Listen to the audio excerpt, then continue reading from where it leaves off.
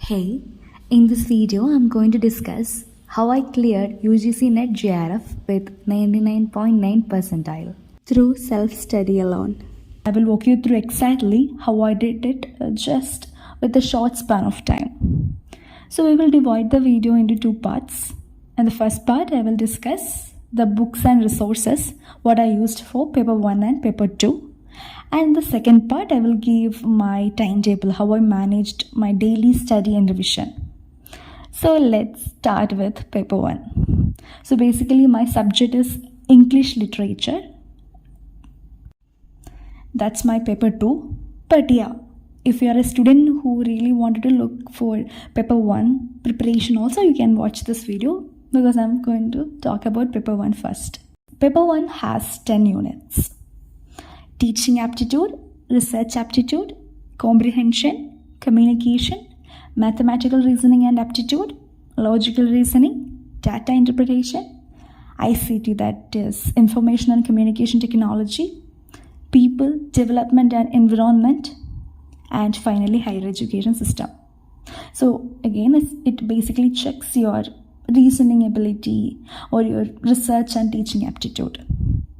So my strategy, it was mainly about YouTube videos for concept clarity. Yes, I didn't stick to one channel. Instead, I searched for each subtopic separately. For example, in teaching aptitude, there are subtopics include teaching concept, objectives, levels of teaching like memory, understanding, reflective, learner objectives, factors affecting teaching, methods of teaching, teaching support system, and evaluation system. So in every topics, for example, in teaching aptitude, research aptitude, in communication, even in mathematical reasoning and aptitude, in all these units they have or it has subtopics.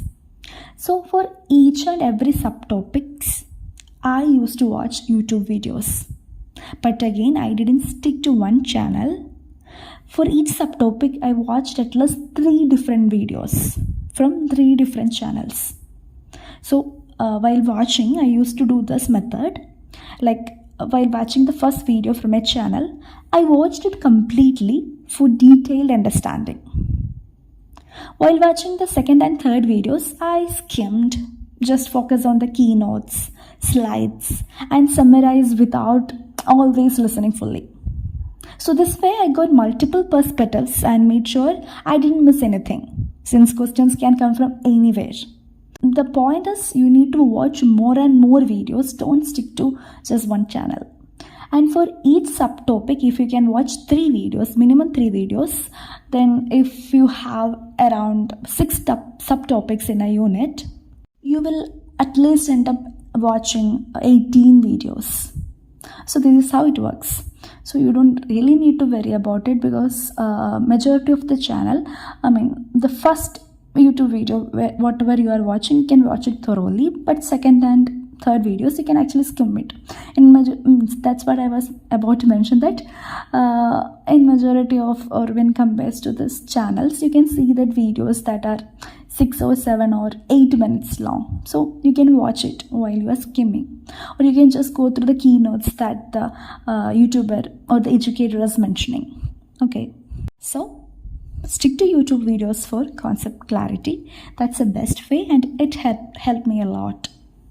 The second strategy is PYQs, previous year questions. Lectures alone are not enough. Application is the key. So I used R. Gupta's UGC Net Paper 1 solved papers with explanations. So it has this MCQ pattern like questions as well as answer key. Also, it provides explanations for your better understanding. So it cost me around 276 rupees at that time. It's not so long back, but yeah. And I solved PYQs unit by unit.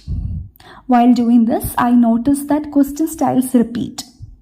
Not the exact question, but patterns. So focus more on frequently repeating types. They are likely to come again. One thing you need to keep in mind, that study during free time. Maybe you are a working human being or maybe you have a job here, that's what I meant. Or maybe you are a student. No matter how scheduled your day is, try to study during free time. Like, I didn't set aside huge blocks of time for paper 1. That's what I did. I used small pockets of free time. For example, during lunch breaks, walking, sitting idle. With earphones, I could quickly watch short videos or practice a few PYQs in YouTube itself. Like, if you don't have hard copy of book with you, don't worry. You still can have access to YouTube or whatever online media you have. You can watch PYQs available. There are, like, if you are looking at this YouTube channels or many YouTube channels, you can see that sorted PYQs. For example, if you type teaching aptitude PYQs, then you will receive PYQs from teaching aptitude alone. So it's like more sorted, so you can watch it. So while you are doing the moment you get 5 minutes at least, you can just go watch it, skim it. You don't need to sit, especially this theoretical areas like teaching aptitude, whether it is communication, people, environment. All these topics are theoretical. You just need to look at it. You don't need a paper and pen for that, unlike mathematical reasoning. So whether you get any free time, make sure that you are using it. If you are traveling in a bus, or if you are walking, or if you are sitting somewhere, or if you just go to 5 minutes for yourself, please focus on this videos and watch PYQs or look at the slides. I mean, as I already mentioned, I watched at least 3 videos for each subtopics. It's not like I sat somewhere just with that purpose. Instead, I watched majority of the slides while I had a 5 minutes breathing time minimum. 5 minutes time. So if you can spare 5 hours daily, you don't need to think, okay, 5 hours is a big schedule. It's not a big schedule. If you have schedules during the daytime, you can actually spare 5 hours. For example, make sure that you can wake up at least 2 hours early, so you will get 2 hours morning. And yes, you can sleep 2 hours lately, then you will get 2 hours at night. And try to find 1 hour scattered in breaks, like 5 minutes walking there, 5 minutes before taking bath. The time you are using to scroll your Instagram, whatever you are doing like that, just focus it for watching one video. So you will at least get 1 hour scattered in breaks. So likewise, you can easily cover 3 to 4 subtopics per day. And for analytical units, for maths, logical reasoning, and data interpretation, I always used pen and paper. For example, we can't do it like looking at the PYQ like we did it for teaching aptitude and like theoretical subjects. We really need to sit and do it, or sit and practice maths, logical reasoning, and data interpretation. For comprehension part, just practice directly through PYQs and mocks. You just need to understand what you need to do at comprehension. For example, there might be students who will first read this comprehension part and then look at the questions. But my suggestion is always first look at the questions. So first go through the questions, 5 questions, and get an idea of what are the questions. Then read the paragraph. Then you don't need to go back again and read. Instead, you will get an idea of the question at first. So you can spot the question while reading itself. So that's one method you can crack for comprehension. So overall, my paper 1 preparation was light but consistent. I never felt it was a burden because I merged it into my daily routine. That's what happened. And it didn't take me much time for paper 1. But paper 1 is the key for cracking JRF. Okay, if you have good mark in like paper 2, that's good thing. But that is in a bridge way, especially if you are from an unreserved category. So that's about paper 1. And when it comes to paper 2 preparation, that is English literature. So for the history of English literature, I refer to William J. Long's English Literature, its history and its significance. Trust me, it was a long journey. The book contains around 600 pages, and the book is very useful. It was useful for me. So the point is you need to remember. Yeah, you need to remember all the dates, you need to remember all the important names. You need to have a connection. So while studying history or while studying theory or criticism, the strategy I used is simple. That is RMR. You need to read, memorize and revise. And the last R, revise. The revision is the key.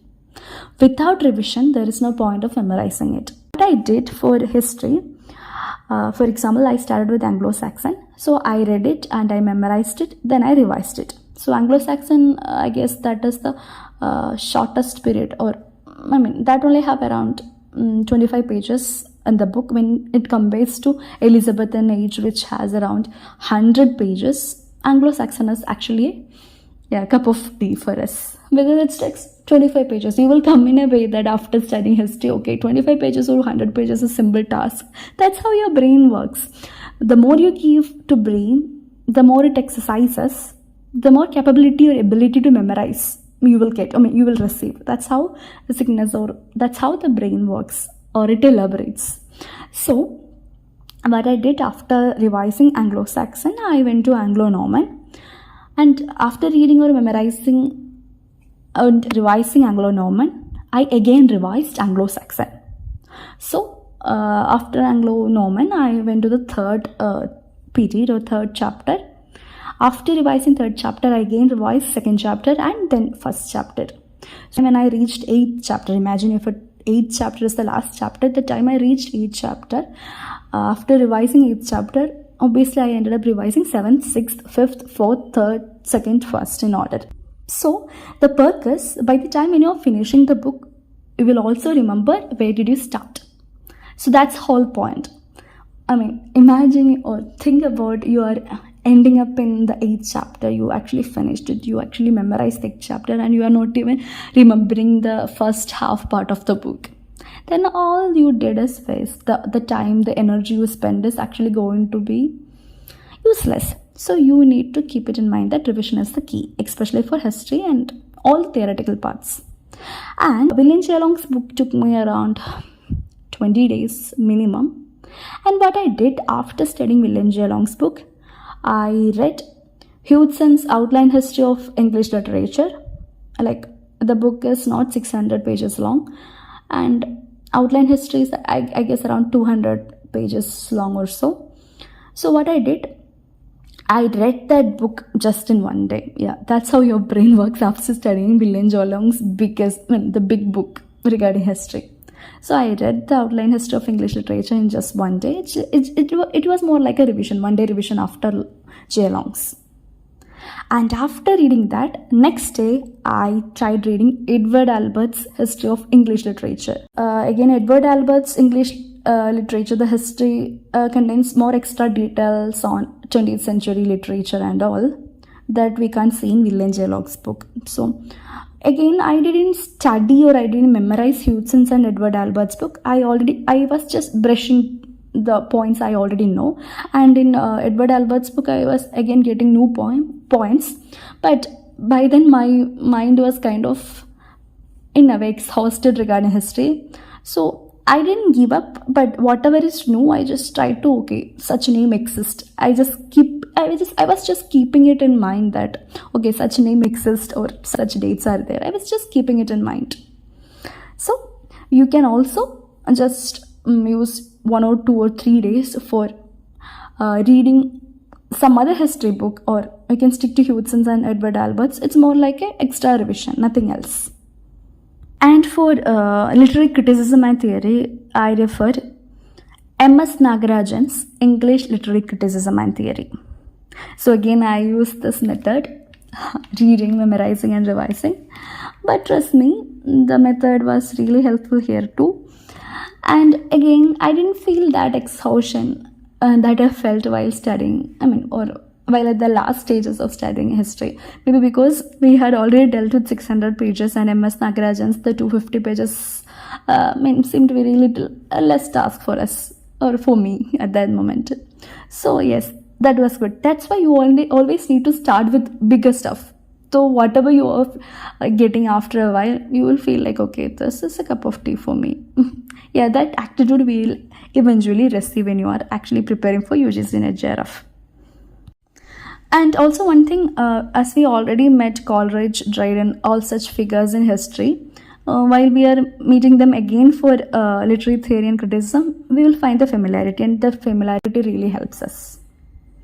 And after studying thoroughly MS Nagarajan's book, that was my core test for theory and criticism, I used P.J. Barry's Beginning Theory. Oh my god, the book is so good. So good in the sense, it's very good. It clarified many contemporary and cultural theories, and it really gives me insight. So I didn't use it as a revision.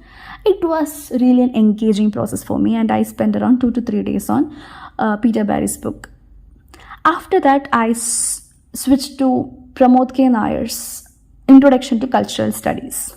So I really wanted to, study cultural theory because I saw a lot of questions from cultural studies part for this next exam. As yes, UGC is not following a particular pattern, we need to look everything and anything. So cultural studies, it is getting a good weightage in exam. So I really want to learn it. So I used Introduction to Cultural Studies by Pramod K. Nair. But the thing is, the book is so good. It introduces you with cultural studies, its aspects, elements, and it gives you an idea regarding cultural studies and all those areas. But you won't get all those points like, okay, who is Stephen Greenblatt or who is Marshall McLuhan. You won't get such figures or what they did or what are their contribution to cultural studies, or you won't get this key points when you are looking at it in an exam point of view. So, but we really need such points for exam. So after reading Pramod K. Nair's book, I really studied An Easy Handbook on Contemporary Literary Theory and Cultural Studies by Chitrakala Babu and edited by Kalyani Vallat. So it's more like a spoon feeding. You will get a lot of points and a lot of ideas and a lot of writers regarding all this. Or Raymond Williams or Stuart Hall or Richard Hogarth. You will get a lot of points regarding cultural studies. So yes, it's again just 64 pages. And yeah, it's very useful. So you can also buy it. I mean, again, 100 rupees, I guess. So after that, I shifted my focus to history of Indian English literature. So for history of Indian English literature, I used M.K. Naik's History of Indian English Literature. So I considered it as my primary text, and I really studied. And after that, I again read Illustrated History of Indian Literature in English by Arvind Krishna Mehrotra. Here I didn't study it properly, I just skimmed for perspective. After that, I again studied Easy Handbook on Indian Writing in English, compiled by Karthikay M.S. and Ashwati Ramachandran and edited by Kalyani Vallat. It's again key points. And around 68 pages long, it gives a lot of Indian authors' name with their works, and also it's very useful for me. It was useful for me, and I read it and I studied it. So for cultural studies and Indian English literature, I again read this handbook version too. It's more like a pocket book. You can carry it anywhere you want. While you are traveling, you can read it. It is actually lightweight, it's small, it's very useful. So after that, okay, these are the main areas I covered. But again, I read or I skimmed through M.H. Abraham's Glossary of Literary Terms. I mean, it's more like reference for terms. And as I already mentioned, there is this book called English Literary Criticism and Theory by M.S. Nagarajan. So at the back of the book, this book also provides, M.S. Nagarajan's book also provides literary terms. So you will get a kind of idea regarding literary terms in that book itself. But if you want to read more, if you have time, you can read Glossary of Literary Terms. Also, I skimmed through Commonwealth Literature by William Walsh. You need to skim through it. Because whenever I look at these patterns of exam, I realize there are sometimes questions regarding Australian writers or American writers. So when you are reading Commonwealth literature. Okay, all these books, for example, Commonwealth literature, glossary of literary terms, or the books I skimmed through, you don't really need to give much time on that. Instead, what I did with Commonwealth literature, every day when I started studying or doing something, I just skimmed at least 10 authors. So it's more like a habit. I just look at one author and I just read. I tried some keywords or some connecting points, or maybe it can be, foolish connecting points, or it can be childish. But yeah, I connect a author's name with their books, like, okay, this guy did this and all these things. I just imagine. So likewise, our memory can remember or recollect. Every time you can't actually by heart. Sometimes you can actually use, or majority of the times actually you can actually use such foolish methods to connect people with their books. Okay, I think that, for example, a writer A, and he has this book called Ice Cream. I just imagine, or I just study in a way that, okay, A ate ice cream. If there is another book called, for example, Plant, I just think in a way that A ate ice cream, but yeah, he got plant.